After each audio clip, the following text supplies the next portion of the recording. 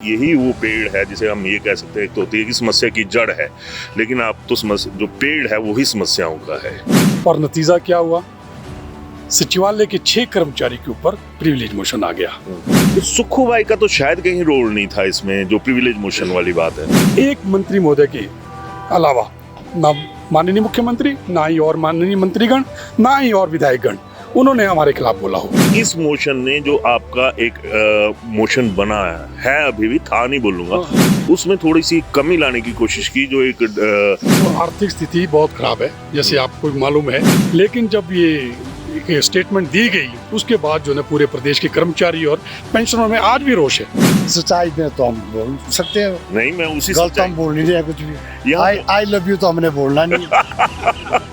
नहीं तो मांगना तो पड़ेगा ना, कैसे मांगे। कुछ ना जो अपने भाई हैं बिरादरी के, उनको किसी को बीपीएल में डाला हुआ, किसी को लेट फीस में डाला हुआ, वो क्या कैटेगरी है? पहले थोड़े घूमते फिरते रहे, हीरो बने रहे, स्मार्ट जो है। बच्चे लेट दिखाना जरा संजीव भाई को। हाँ, एक हमारा कुआरा जरा वो IRDP में कहीं बोलते रहे हमारे जहाज घूमते थे, हेलीकॉप्टर, कुछ अब बहुत गरीब घर से आए हुए यहाँ पे आए। इन अफसरों का प्यार मिला, इन मिनिस्टरों का प्यार मिला, 5 स्टारों में भी, हेलीकॉप्टरों में भी, जहाजों में भी। अब एक चीज रह गई जो इन्होंने बोलते हुए कोई लिख के आ रहा है या जेल वाला, तो मैं बोल रहा हूँ ना 5 की जमानत मैं ले लूंगा, मैं चला जाऊंगा। कि इतना मजा नहीं लिया हुआ है। मैं इतना बोलता हूँ कि HS ने नहीं लिया जितना मैंने लिया हुआ, वो नहीं देखी मैंने। सरकार ने तो ये बोला कि आपने छोड़ा कुछ नहीं बोलने से। हमने सरकार के फालतू खर्चे कम करने के लिए आवाज उठाई।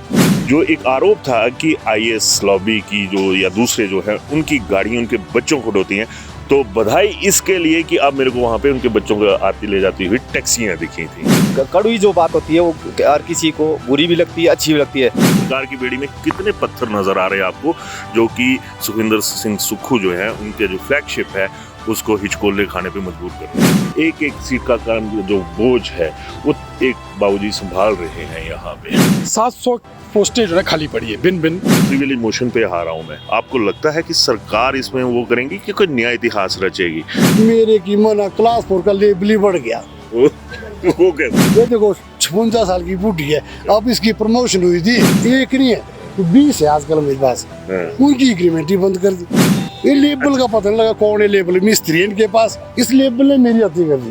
वो तो बड़े खतरनाक है, स्वर्ग में क्या बात है। जब मैंने पूरा एक इज्जत होती है अफसरों के लिए, तो बाकी अफसर्स को भी ये सोचना चाहिए कि अगर इज्जत लेनी है तो किस तरह से कमाई जाती है। उनकी टेबल पे गमला था, मैंने ये सब कोई ना हॉर्टिकल्चर से आया हुआ है, ना ही तुम्हारा चंडीगढ़ से आया हुआ। बहुत बड़ा मैसेज है कि ना तो हॉर्टिकल्चर से आया ना चंडीगढ़ से आया। उसके बाद भी आए, फारका साहब आए, तनुश्रीधर आए, नरेंद्र चौहान जी आए। तनुश्रीधर जी की सेवाएं तो अभी भी ले रहे हैं। मैं तो उनका भक्त हूँ, क्या करें। क्लास 4 को तो सर 60 साल की है, तो आयुष होने की हुई है।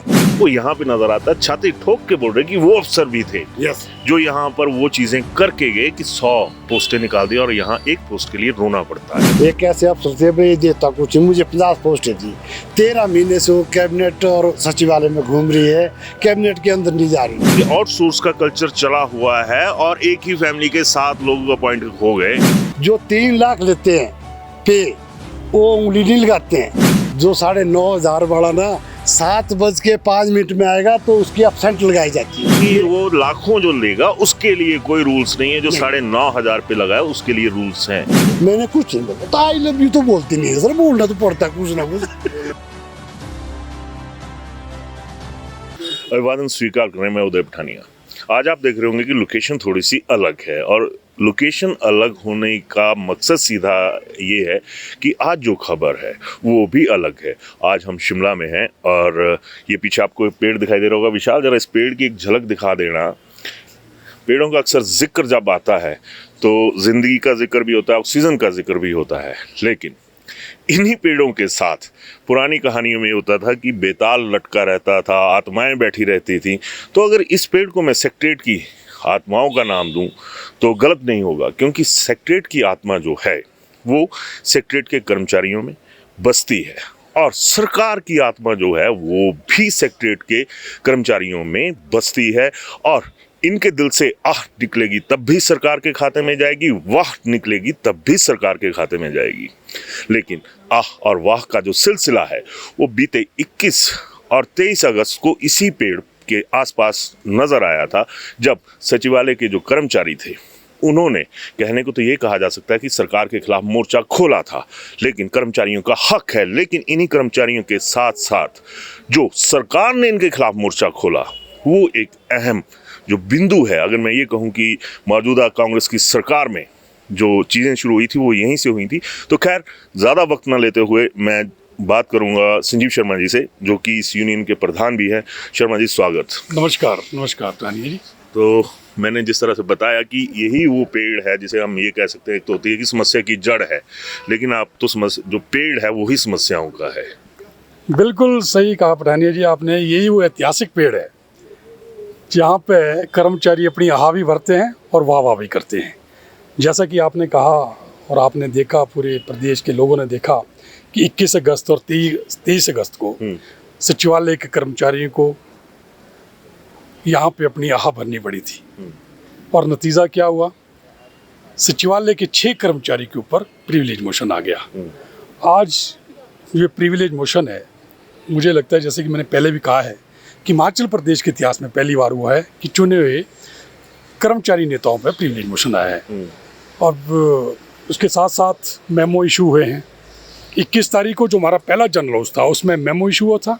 23 तारीख को 23 अगस्त को जो दूसरा जनरल हाउस था उसमें हमारे को फिर प्रिविलेज मोशन आया था।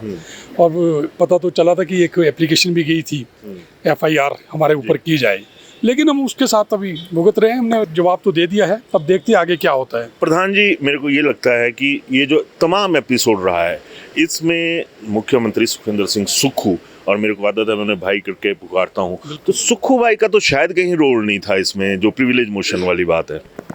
आदरणीय मुख्यमंत्री सुखविंदर सिंह सुक्खू जी, क्या आपने देखा होगा जितने भी मंत्रिमंडल के और सदस्य हैं या MLAs हैं, किसी ने भी हमारे खिलाफ या इस विषय में कोई भी कुछ नहीं बोला। तो यानी कि एक मंत्री महोदय के अलावा ना माननीय मुख्यमंत्री, ना ही और माननीय मंत्रीगण, ना ही और विधायकगण उन्होंने हमारे खिलाफ बोला हो।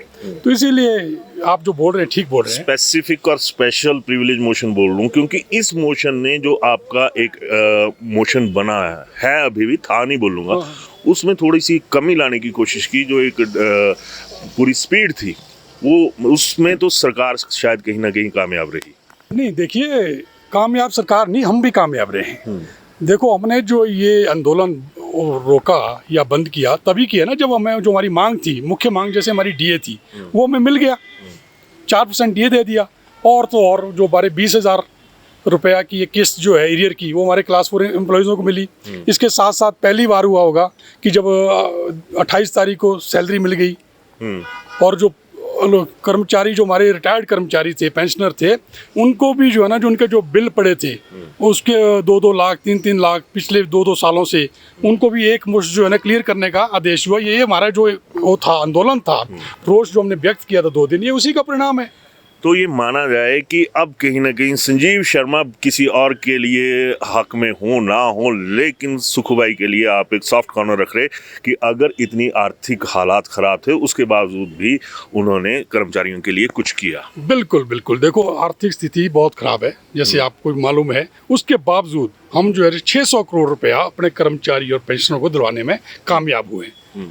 तो इस चीज़ में अगर मैं सीधा मुद्दे की बात पे आता हूँ कि सुक्खू भाई की जो इमेज है उसके ऊपर बट्टा तो छोड़ो, ये बताइए कि बड़े बड़े से जो बांध हैं वो कौन खड़ा कर रहा है कि सुक्खू भाई नजर ही ना आए इसके पीछे कि कौन है। क्योंकि अगर आपके आंदोलन की बात करूं तो उसमें भी एक मंत्री जी के ऊपर बात आई कि उन्होंने जो बवाल था उनकी वजह से खड़ा हुआ। ये तो निश्चित तौर से मंत्री महोदय अगर ये बयान ना देते जिससे पूरे प्रदेश के कर्मचारी और पेंशन भी जो ना नाराज हुए हैं, उनमें रोष था, तो शायद ये परिस्थितियाँ ना आती। और मुझे तो ये भी उम्मीद थी कि शायद माननीय मुख्यमंत्री हमें पहले ही ये सब कुछ दे देते, लेकिन जब ये स्टेटमेंट दी गई उसके बाद जो है पूरे प्रदेश के कर्मचारी और पेंशनरों में आज भी रोष है। हमारे कांगड़ा में कहावत है बेड़ी में पत्थर, तो बेड़ी में अगर वो देखा जाए तो सरकार की बेड़ी में कितने पत्थर नजर आ रहे हैं आपको, जो कि सुखविंदर सिंह सुक्खू जो है उनके जो फ्लैगशिप है उसको हिचकोले खाने पे मजबूर कर रहे हैं, ओवरलोडेड जिसको कह सकते हैं। नहीं, इसके बारे में तो मैं ज़्यादा नहीं कह पाऊँगा क्योंकि ये तो राजनीतिक वो है। क्वेश्चन आपने पूछा है, हम तो सरकारी कर्मचारी है, हमारा काम तो सिर्फ अपना हक मांगना होता है। वो हम आगे भी मांगते रहेंगे। अभी जो मांगा वो तो मांगा ही मांगा, हम आगे भी मांगते रहेंगे। जो हमारा हक है, जैसे एरियर है 2016 से लेकर 2022 तक, उसके लिए हम आवाज़ उठाएंगे। और डीए एरियर है 2 किस्तों का 42 महीने का, उसके लिए हम फिर से आवाज़ उठाएंगे। लेकिन इससे पहले जब हमारी वार्ता हो जाएगी माननीय मुख्यमंत्री के बाद, उसके बाद हम स्थिति देखेंगे क्या स्थिति है, फाइनेंशियल क्या स्थिति है प्रदेश की, उसके बाद ही लास्ट सवाल पे आ रहा हूँ मैं आपके साथ, क्योंकि बाकी सहयोगियों से भी बात करनी है। आपकी जो एक फोर्स चाहिए होती है, जो मेरी सूचना है उसके मुताबिक आपकी कमर की जो वो टूट चुकी है, एक एक सीट का काम जो बोझ है वो एक बाबूजी संभाल रहे हैं यहाँ पे। देखिए पठानिया जी, प्रदेश सचिवालय में जहाँ तक की बात है, सचिवालय में आज के दौर में मुझे लगता है 700 पोस्टें जो है खाली पड़ी है, भिन्न श्रेणी की। जैसे क्लास 4 की 250 पोस्टें खाली है, सीनियर असिस्टेंट की 350 पोस्टें खाली पड़ी हैं। इसी तरह से पीए प्राइवेट सेक्टर की 72 पोस्टें, कुल मिला के 600-700 पोस्टें खाली पड़ी है। और एक कर्मचारी को 3-3 सीटों का काम करना पड़ रहा है। अब जैसे कि सचिवालय में एक क्वालिटी दी जाती थी, क्वालिटी वर्क होता था, वो आज की डेट में वो नहीं दे पा रहे, क्योंकि एक कर्मचारी 3-3 सीटों का काम कर रहा है। इसकी वजह से कहीं ना कहीं क्वालिटी वर्क में भी कमी आ रही है। क्वालिटी की तो सरकार पे भी फर्क पड़ता है कि जो एक एडमिनिस्ट्रेटिव क्वालिटी होती है।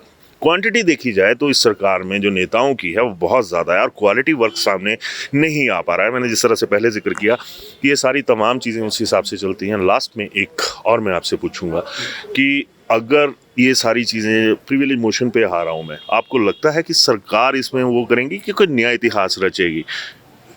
देखिए, अगर तो सरकार इसे वापस लेती है तो कहीं ना कहीं निश्चित तौर पर जो है ना, इनको फ़ायदा होगा सरकार को।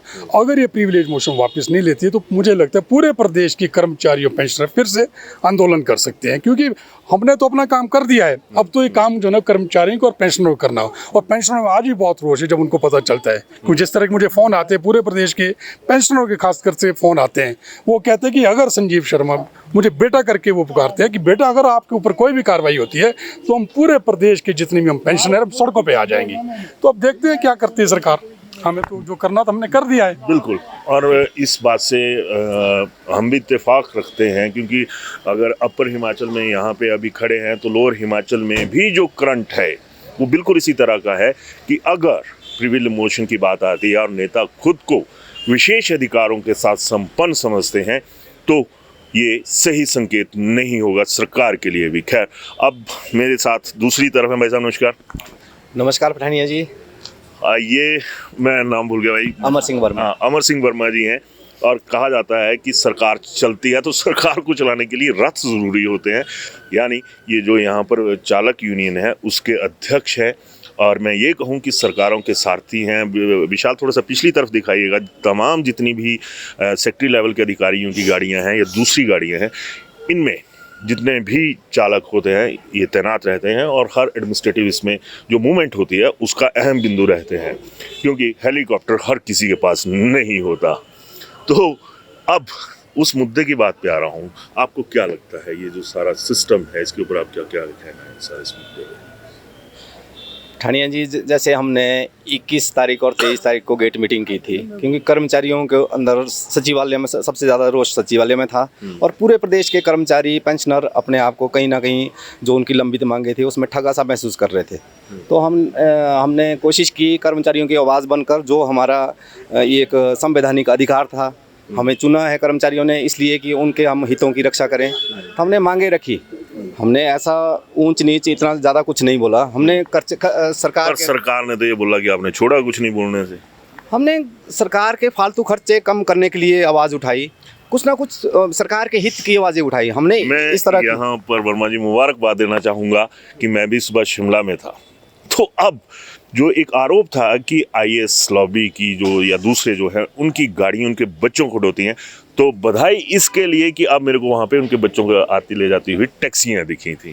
ठानिया जी, एक कड़वा सच था, क्योंकि कड़वी जो बात होती है वो हर किसी को बुरी भी लगती है, अच्छी भी लगती है। अंतिम जो उसका परिणाम होता है वो अच्छा ही होता है। तो हमने आवाज़ उठाई, फालतू खर्चे कम करे सरकार, रेवेन्यू जनरेट करे, ताकि सरकार को कभी बोझ थोड़ा कम हो कर्मचारियों के प्रति, हमारे या जनता के प्रति, कुछ ना कहीं वो पैसा कहीं डेवलपमेंट पे लगे। तो इसके लिए हमने आवाज़ उठाई थी, हम कहीं ना कहीं उसमें कामयाब रहे। इसके लिए आप बधाई के पात्र हैं। अली भाई चुप। सब कुछ ठीक है जी जो बोल रहे हैं। चलो अली भाई के साथ अब मेरे साथ एक यूनिक पर्सनैलिटी है टेकराम जी। ये टानिया जी चतुर्थ श्रेणी का जो विंग है उसके प्रधान जी है। प्रधान जी नमन। नमस्कार। ठीक है, ठीक है सर। आपको ना देख के लग रहा होगा कि एक कॉन्फिडेंस लेवल यहाँ पर नजर आ रहा है, तो सच्चाई पे तो हम बोल सकते हैं, नहीं मैं उसी गलत सच्चाई हम बोल नहीं रहे हैं कुछ भी। यहाँ आई लव यू तो हमने बोलना नहीं है। जो भी चलो बोलेंगे मैं सच बोलेंगे। बोलता हूँ आई लव यू प्रधान जी। नहीं ऐसा ना हमारे को जूते मारते हैं ना लोग, हाँ। तो हमारे को जब बेबस हो जाते तब हम कुछ ना कुछ बोल देते हैं। हाँ नहीं तो वो मांगना तो पड़ेगा ना, कैसे कैसे मांगे। पहले तो देखा मैं तो 1996 से उसमें 6 बार मैं प्रधान रहा। अब मेरे को तो ऐसे गले कटे हुए दोनों साइड से, यहाँ से भी तो ऊपर से भी। नहीं मैं सुन रहा था कि आपने कुछ ना जो अपने भाई हैं बरादरी के उनको किसी को बीपीएल में डाला हुआ, किसी को लेट फीस में डाला हुआ, वो क्या कैटेगरी है? हमारे सेक्रेटरीट में कि नहीं गाँव यूनियन में, सेक्रेटरीट में, दूसरे वो इसमें? तो ऐसी समस्या, 2 भाई है हमारे, एक बच्चा है, एक बड़े भाई है। वो कौन है बताओ? वो हमारे एक अध्यक्ष मोदी जी है। वो किस कैटेगरी में? वो ये भी पहले थोड़े घूमते फिरते रहे, हाँ। हीरो बने रहे, स्मार्ट जो है। बच्चे लेट, दिखाना जरा संजीव भाई को। बच्चे थोड़े लेट हो गए, अब ये सेटल नहीं है। हाँ और एक हमारा लेट हो जा रही। हाँ, एक हमारा कुआरा जरा वो IRDP में है, वो आज है नहीं, जो मेरा जनरल सेक्रेटरी है। अच्छा जो हमने सब कुछ देखा हुआ, इन्होंने सिखाया। मैं जो सर्विस की है, मैं नौकरी लगा, मैं IRDP से लगा हूँ, अच्छा गरीब घर से।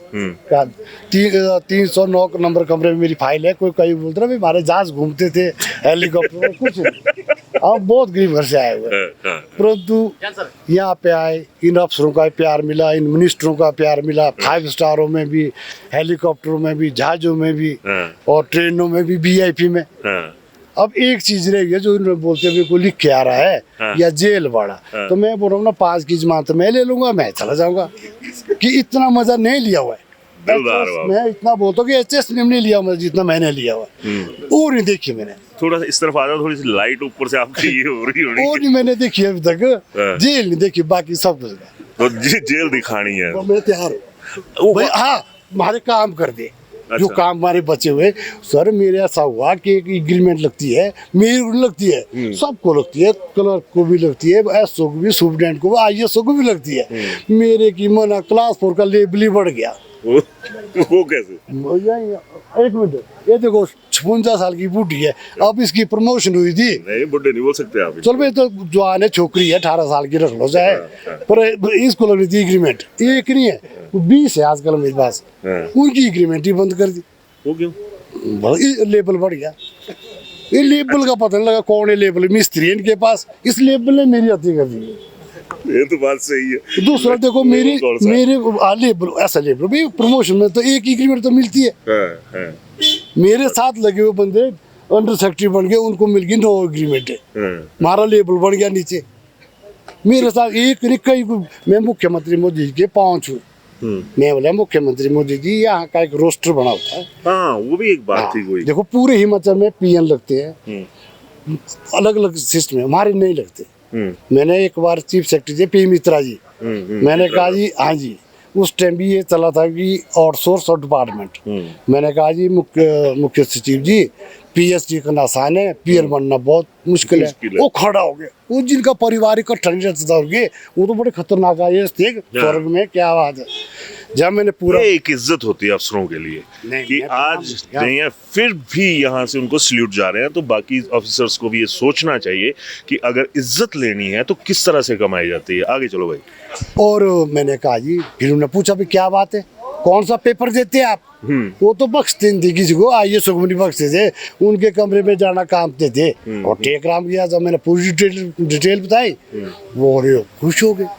मैंने कहा जी 9 साल डेली बेच, 4 साल कन्फर्म, और मेरा नंबर 2 रात को चौकीदारी, सुबह शाम स्पाई होता, फ्राश स्पाई करता। मान लीजिए मैं जो गमला आपके टेबल पर है, उनकी टेबल पे गमला था, मैंने ये सर कोई ना हॉर्टिकल्चर से आया हुआ है, ना ही तो मेरा चंडीगढ़ से आया हुआ है, ये मेरे भाई मालदीव यहाँ बनाया हुआ है। बहुत बड़ी बात कह दी टेकराम जी ने कि ये जो गमलों की बात आई, इन्होंने एक बोला ना तो हॉर्टिकल्चर से आया ना चंडीगढ़ से आया। इसके पीछे जो सेक्रेटरीट के कल्चर को समझने वाले लोग हैं, या जो नेताशाही अफसरशाही की बातों को समझने वाले लोग हैं, बहुत बड़ा मैसेज है कि ना तो हॉर्टिकल्चर से आया ना चंडीगढ़ से आया, आगे। और उन्होंने सर उसी टाइम सचिवालय बुलाए और उन्होंने मुझे उसी टाइम जो 100 पोस्ट दी। अच्छा, जस्ट प्रूफ है अभी तक, जिसमें स्वर्गीय पी मित्रा जी के साइन होंगे कि भाई इनको जो पोस्ट दी जाए। उसके बाद भी आए, फारका साहब आए, तरुण आए, नरेंद्र चौहान जी आए। तरुण श्रीधर जी की सेवाएं तो अभी भी ले रहे हैं मैं तो उनका भक्त हूँ, क्या करें। तरुण भाई, आपको भी मुबारक है कि देखो चीजें याद रखी जाती हैं इन सारी चीजों के अंदर। हमें कभी भी विधानसभा होती थी, जब उनको पता लगा नरेंद्र चौहान जी को, फारका जी को और तरुण श्रीधर जी को, उन्होंने पूछा भी टेकू आपका क्या खाना है? मैं जी काले मार कड़ी की है सैंक्शन बोले है बनाए। तो उन्होंने उसी टाइम बोला कि भाई इनको जो है खाने का प्रबंध किया जाए। हम कैसे ऐसी कैसी दिन हमने गाड़ी क्लास 4 को तो सर 60 साल की है, तो भी आयुष होने की हुई है हमारी जो सर्विस है। अब तो अभी बेचारे 58 साल वाले। बोलते हैं ना गोल्डन सिग्नेचर या स्वर्णिम इतिहास, वो यहाँ पे नजर आता है। छाती ठोक के बोल रहे कि वो अफसर भी थे जो यहाँ पर वो चीजें करके गए कि 100 पोस्टें निकाल दी और यहाँ एक पोस्ट के लिए रोना पड़ता है। और आज की डेट में ये लोग रो भी रहे हैं। क्यों? मेरे साथ 13 महीने पहले मुझे एक ऐसे अफसर थे, भाई देता कुछ, मुझे 50 पोस्टें दी। 13 महीने से वो कैबिनेट और सचिवालय में घूम रही है, कैबिनेट के अंदर नहीं जा रही है। 50 पोस्टें। और पहले जो अफसर थे उन्होंने मुझे 304 घर में रोटियां मिली है। मेरा कोई रिश्तेदार नहीं लगा, कोई मेरा चाचा भतीजा नहीं। पहले भी प्रधान रहे हुए जिनने 4-5 लगाए, हमने कोई नहीं लगाया। हमारे लगे हुए कमीशन के थ्रू बच्चे लगे, दामाद लगे, चाहे बहू लगी, ऐसा हमने नहीं किया, चिट्ठ वाला काम नहीं किया। मेरे को यहाँ पे एक थोड़ी सी एक आवाज आई थी कि आउटसोर्स का कल्चर चला हुआ है और एक ही फैमिली के 7 लोग अपॉइंट हो गए, और वो भी आपके सेक्शन में। वो भी नई बात एक और है। यहाँ सचिवालय दे रहा है ठेकेदारों को 15 ठेकेदारों की तो बल्ले बल्ले है 16,500 और जो बच्चे लगे और सोर्स में ये लगे 9,500 पे। और नंबर 2 जो 3 लाख लेते हैं पे, वो उंगली नहीं लगाते हैं। जो 9,500 वाला ना 7:05 में आएगा तो उसकी एब्सेंट लगाई जाती है। ये है सिस्टम। उंगली वाली बात कर दी कि वो लाखों जो लेगा उसके लिए कोई रूल्स नहीं है, जो 9,500 पे लगाया उसके लिए रूल्स हैं। तो लोकतंत्र, संविधान, एक तरह से जिसको बोल सकते हैं कि समान अधिकार हैं। यहाँ पे सवाल बहुत सारे छूटते हैं। अभी मैं कहीं सुन रहा था कि अगर 3,500 रुपये वाले को नौकरी दोगे तो वो याद रखेगा। शायद आप ही कहीं किसी से बात कर रहे थे इस मैं मसले बोला में। सर क्या था वो? वे क्यों फालतू का सा खर्चा कर रहे हैं गांव में सर? अगर कहीं भी लगे, जैसे हम देखते हैं, हमने थोड़े दिन तो बाल की तो ये है, पर अगर ये 3,500 में भी यहाँ पे इसमें PWD में लगे हुए हैं, उनकी 4,500 है। बाई किलोमीटर जाते हो बच्चे खुशी से, क्या हम लगाया रोटी तो मिली। और जैसे और ठहरे हुए कई लाख रुपए खा रहे, अब हमने क्या बोला तो फंस गए। यहाँ तो टंगड़े वाला काम ही, आप लपड़े पड़े आराम से। मैं कुछ नहीं, मैं बोला नहीं पहले आपको, मैं तैयार हूँ हर जगह में। अगर इनको 2 मेरे IRDP में अध्यक्ष महोदय और जनरल सेक्रेटरी संजीव भाई, आप नहीं बचे। बाकी हम मेरे ऐसा भी हो जाए, होता है कि जमानत लेते हैं 10 मुलजम होते हैं ना, मैं उस मुलजम के लिए तैयार हूँ, पर गलत नहीं होगा। नहीं वो बात तो ना मैं अपने बच्चों के लिए मांग रहा हूँ, ना अपनी बीबी के लिए मांग रहा हूँ। मैं हमारे को भी ऐसे वोट दिए होते हैं सर। हमारे वोट आपको नहीं पता है, यहाँ होते हैं बोले कांग्रेस आएगी, भाजपा आएगी, निर्दलीय आएगी, कोई आएगी। हमारे जो वोट है कलकत्ता से लेकर कश्मीर तक है। जो सेक्रेटरीट में यहाँ पे 750 आदमी है, कमीशन, लोकायुक्त और राजभवन, स्टेट ऑफिस, सचिवालय। बिल्कुल वो पहुँचू, हमारे क्या पता भैया ऐसे फैंटे मिलते हैं। मैं तो 1996 से बड़े बारी पीछे मैंने सर भाजपा के टाइम में ये नारे लगाए, मुर्दाबाद के लगाए, चीफ सेक्रेटरी के लगाए और फाइनेंस के लगाए, सचिवालय प्रशासन के लगाए। उम्मीद करता हूँ कि इस बार आपको मुर्दाबाद ना किया जाए, आपको जिंदाबाद किया जाए। मुर्दाबाद बोला था मैंने, तब तो गया था ना मैं पहले कहा, तब तो मिलना नहीं था, तब नहीं मिलना था। बात सही है। मैंने कुछ नहीं बोला, तो आई लव यू तो बोलती नहीं है सर, बोलना तो पड़ता है कुछ ना कुछ। डू यू लव मी पूछ लेगा। हमारे तो फंसे रहते चपड़ासी, यहाँ 2-3 खड़े हुए, ये बोलती भी कब लगनी हमारी एग्रीमेंट में, मैंने लगानी थक गया मैं बोल इनको क्या पता भी इसको कैसी धड़कन लगी हुई है। हंसी चाहे भले आ रही है, लेकिन दर्द है आम आदमी का, दर्द है इन सारी चीजों के अंदर। पर मैं ठेकराम जी, आपको सलाम, नहीं, क्योंकि सर, बोलना सीखो। सॉरी, एक बात मैं और भूल गया, मतलब जो मैं आपको बताना चाहता हूँ। 2014 में, उससे पहले जो है यहाँ जो डेली बेज लगते थे 9 साल के बाद रेगुलर होते थे। हाँ, जब मैंने बताया दिन में बेचारे कहीं काम करते थे मेरे भाई, बड़ी मुश्किल हो गई थी। इनको ऐसा हुआ था वीजा तो बन गया, जो चंबा से आए थे और यहाँ सर्विस में लगे, घर जाना कहाँ से जाना। मैं लाऊंगा, मैंने कपड़े भी दिए कई बच्चों को वगैरह, एक दूसरे पहनते, क्योंकि परिवार है हमारा। फिर मैं जो है फारका साहब के पास गया, प्रिंसिपल सेक्रेटरी सीएम साहब के थे, स्वर्गीय राजा वीर जी के थे, और पर्सनल सेक्रेटरी जो है तरुण शेखर जी थे। मैंने कहा जी ऐसा ऐसा है। बोले फिर मैंने ये आप कर सकते। हमारे को नहीं तो पता, उस टाइम हम मुख्यमंत्री के पास नहीं जाते थे, हमारे अफसर ही काम करते थे। उन्होंने दूसरी मीटिंग में ही कैबिनेट में 5 से 7 से 9 से 7 किया और 1 साल में 5 किया। अब वो तो 5 मैं बोला नहीं आपको, जो भी था कुछ मज़ा नहीं आ रहा है, सॉरी। नहीं वो अब तो तो ठीक है, थोड़ा अंग्रेजों के नाम की बिल्डिंगें हैं, ये भी अंग्रेजों का दिया हुआ नाम है, नीचे भी अंग्रेजों का अब दिया। राज भी चल रहा अंग्रेजों का ही। आगे बात कि अंग्रेज चले गए, अंग्रेजों के दिए हुए नाम यहाँ पे हैं और राज भी अंग्रेजों का चल रहा है। बिल्कुल सही कहा आपने। मिनिस्टरों को ये पता नहीं होता, ये पता इनको है, जो ये अफसर लोग हैं सब कुछ पता है इनको। हाँ, क्योंकि इनकी कोठी में भी समस्या आ रही है, या कई कुछ ज्यादा मामला नहीं। दूसरी बात चलो अब मैं इसको अपने खाते में लेता हूँ। विशाल, थोड़ी सी इस तरफ की बिल्डिंग को दिखा देना। अब यहाँ पर 2 आलीशान जो दफ्तर हैं मंत्रियों के, वो बन गए हैं। आम जनता का क्या बना भगवान जाने। बोलेंगे तो लोग सुनेंगे, अगर आप बिल्कुल चुप बैठे रहेंगे तो कोई नहीं सुनेगा। शायद यही वजह है कि जब सेक्रेटरीट के कर्मचारियों ने ये सारी चीज़ें करी, तो इसी नेताशाही ने ये एक धमकी कहें या फिर एक चेतावनी कहें कि ये दी कि आपको भी स्टेट कैडर में कन्वर्ट किया जा सकता है। लेकिन सवाल ये उठता है कि जो एक आम कार्यप्रणाली होती है उसकी समझ और सेक्रेटरीट की जो कार्यप्रणाली होती है उसकी अलग समझ होती है। तो आज इस कर्मचारी यूनियन के साथ प्रदेश का हर कोई जो कर्मचारी है, चाहे वो एक्स सर्विसमैन है या कोई दूसरा है, वो खड़ा है। सरकारें अक्सर अपने खुफिया तंत्र को लगाती हैं कि ये चीज़ बताइए ये कैसी है, तो यहाँ पर ये चीज़ पता करवाई जा सकती है खुफिया तंत्र से भी कि इन लोगों के साथ आज की डेट में समर्थन है तो कितने कर्मचारियों का है। वहाँ पर एकदम से रिपोर्ट आ सकती है कि सभी कर्मचारियों का, चाहे वो सेवानिवृत्त हैं चाहे दूसरे हैं, उनका समर्थन इनको हासिल है।